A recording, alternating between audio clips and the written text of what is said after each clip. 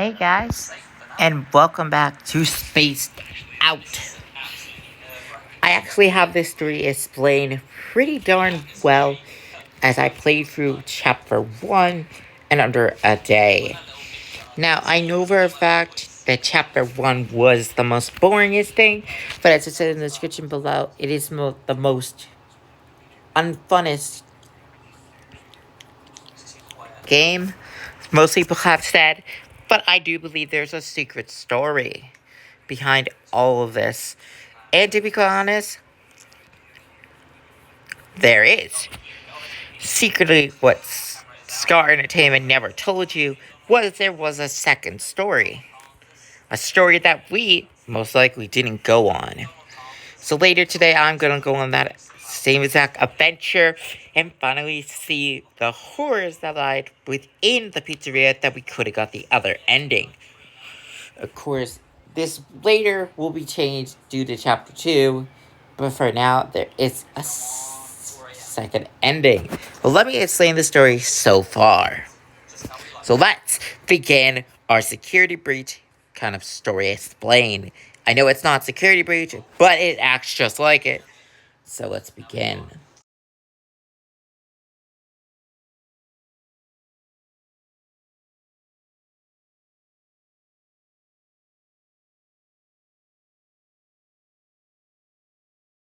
As far as we know, Lewis is a main side character. So far, we only know so little about Lewis. However, that was until I figured out there are three endings. Why do I say three endings? Well, number one, there are Easter eggs found all over the game that I've yet to find. There are secrets all over the game I've yet to find. And throughout the non-commentary version, they don't say the same exact thing. More like it's for different game people that play it, it's different storylines. Take a listen to what the non-commentary had and the commentary I had in their story with Lewis. Store. Oh, hey, Lewis. Man, we got sent to the mall. Can there be anything better than this? Answer for you? Probably not. But look, I'm gonna head back upstairs and see what I can find. You're in the mall section of space, where we honor Freddy, Chica, Roxy, and Montgomery Gator. You know, from Earth. Uh, get you around. Oh, there we go. Oh, hi. Hey. Oh, weird being here, huh? Yeah, pretty much. No one around. No one to say anything. Just,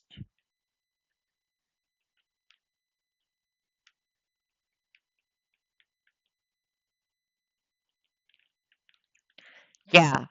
This place isn't very much safe.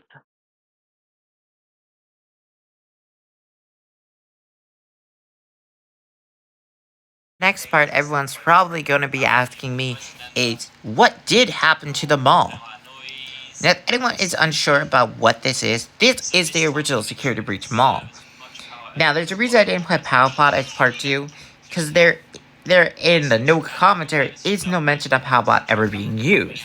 But in the thing I did, I used it. And for unknown reason, no one knows the reason why this was. But when we did this, I did read into it a little bit more. Climate change had destroyed Earth. But this takes place when Pom Pom and Cindy's adventures are taking place. So how did climate change do both? To be quite honest, I believe Sarah is the one leaving the messages. As we are convinced that we are Sarah, in the original game, it doesn't tell us during my gameplay that we are Sarah. In fact, it doesn't even tell us what the Powbot does. Instead, it just helps you figure out who you will be. And the Powbot isn't even shown in Chapter 2, so I have a feeling it's only a Chapter 1 thing. Unless, of course, they were hiding it out.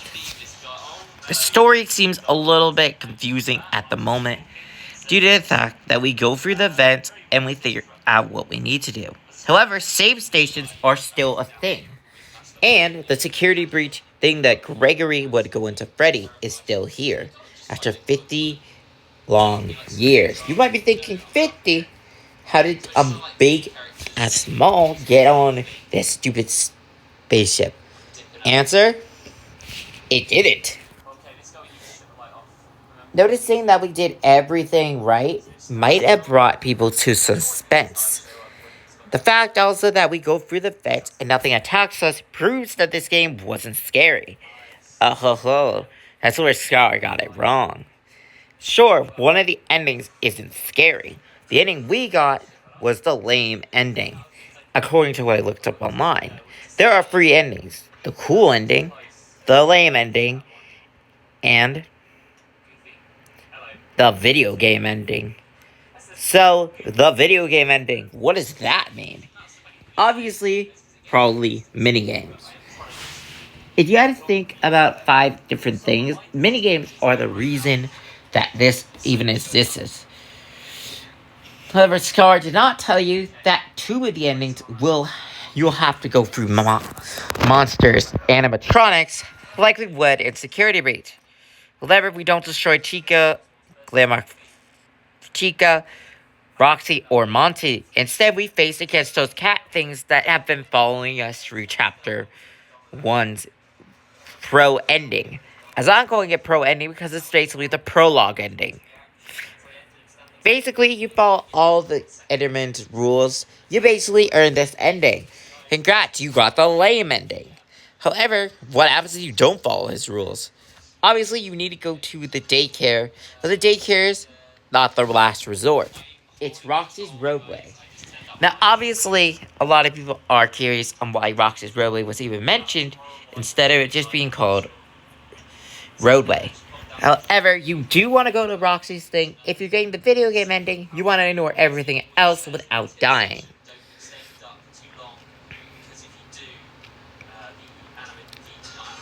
However, this ending does kind of make me sad as to the fact that we only got this.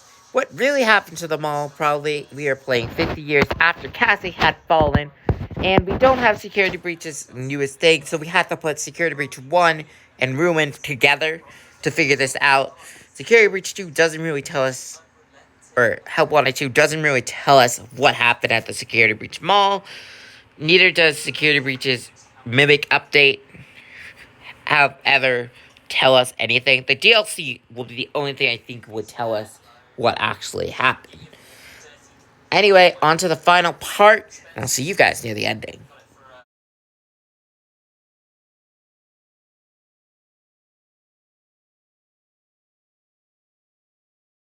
This scene may seem similar to a lot of things. Number one, when you meet the Enderman, first meet him, he acts like you were back in Joyville. Not Joyville Chapter 1, but Chapter 2. When you meet a cat with eyeballs in her mouth. I'm not very sure what that's supposed to mean, but this Enderman seems to be a reincarnation of some type of person. As everyone remembers seeing glitches going through the screen, I think I remember exactly one thing.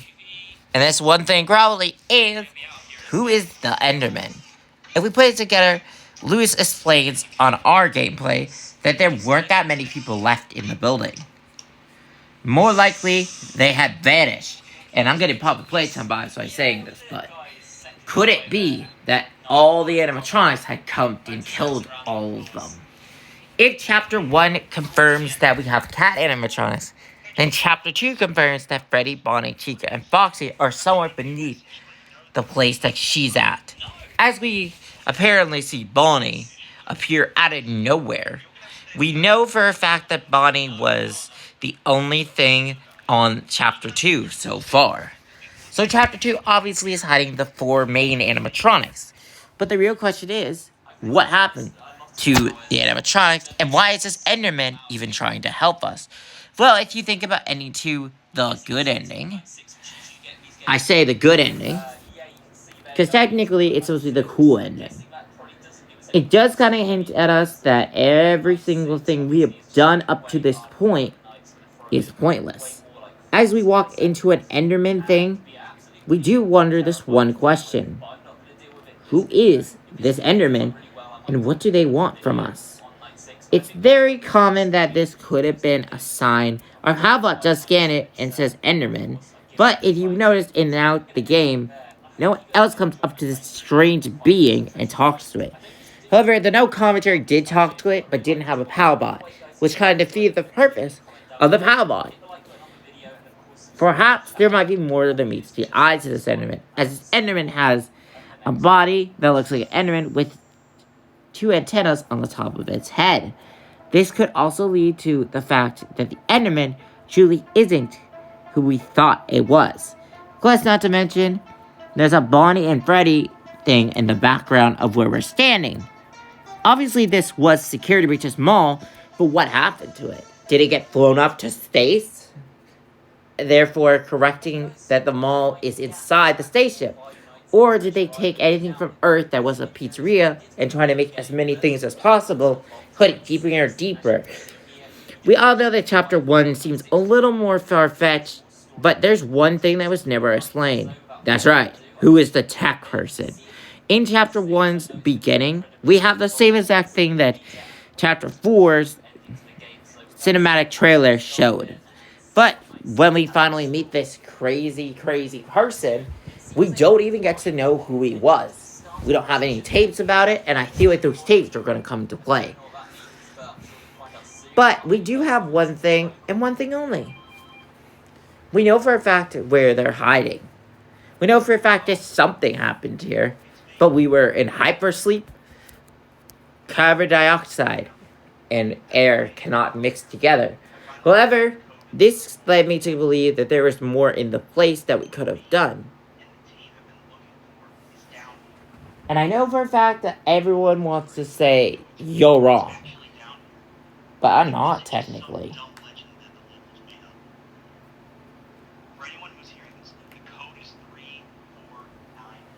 Anyway, that's all I got for today. See you guys soon.